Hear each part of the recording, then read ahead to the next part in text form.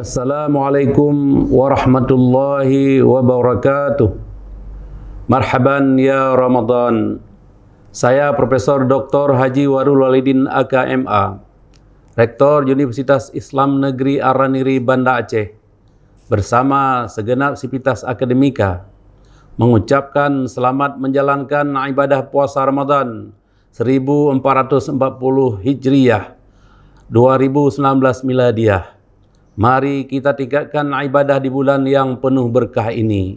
Semoga semua amal ibadah dan kebaikan kita diterima oleh Allah Subhanahu wa Ta'ala. Amin ya Rabbal Alamin. Wassalamualaikum warahmatullahi wabarakatuh.